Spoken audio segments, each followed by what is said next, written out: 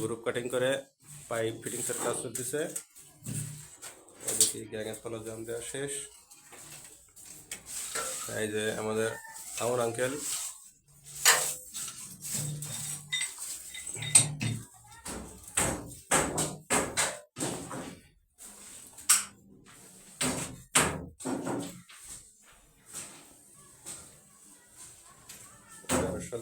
DB জাম দেওয়া সম্পূর্ণভাবে clear প্রায়। Fridge point, bathroom point, wifi line, board point,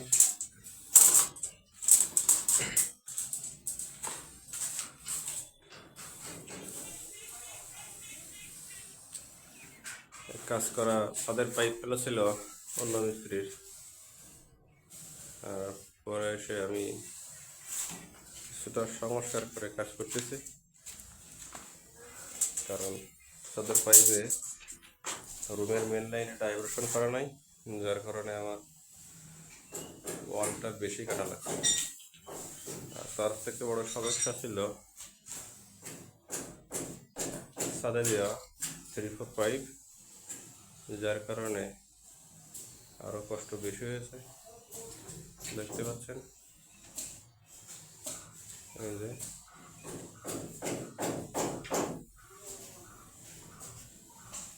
পাইপের সকেট পাইপ কীভাবে ফেলানো দেখেন, যে সাথে পাইপ ফেলেছিল খারাপভাবে ফেলে নিয়ে গেছে, যার কারণে আমাদের গ্রুপ কাটতে এসে খুব কষ্ট হয়েছে এবং গ্রুপ কাটাটা খুব বাজেভাবে হয়েছে। এটা আমাদের একটু কষ্ট হয়েছে, যার কারণে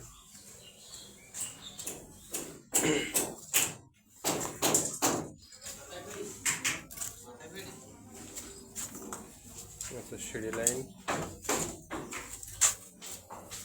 এখানে কলিং বেল লাইন,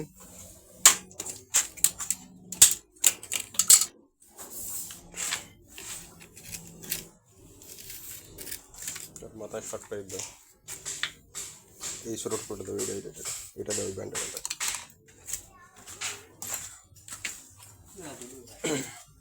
দিয়ে দাও।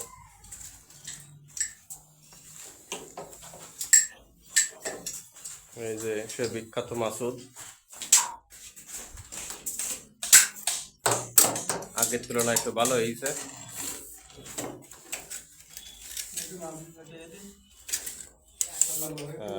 এই যে কুখ্যাত হাফ চাকলাই পাপ্পু, ফুল চাকলাই না।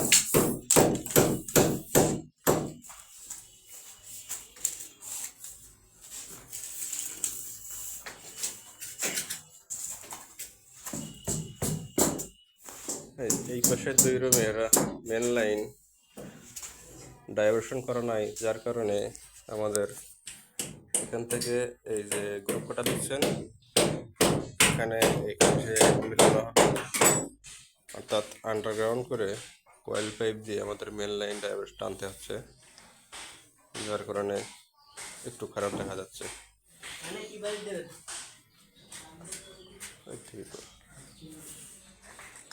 কাজ কেমন হয়েছে সবাই দেখে জানাবেন।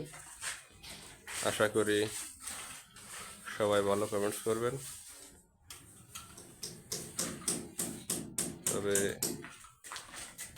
সাথে আমার নিজের পাইপ ফেলা না, আর একজনের পাইপ ফেলানো, সেই হিসাবে কাজ করা এখানে। অর্থাৎ যেই কমেন্টস করবেন একটু সমঝোতাভাবেই করবেন, আশা করি। সবাইকে ধন্যবাদ।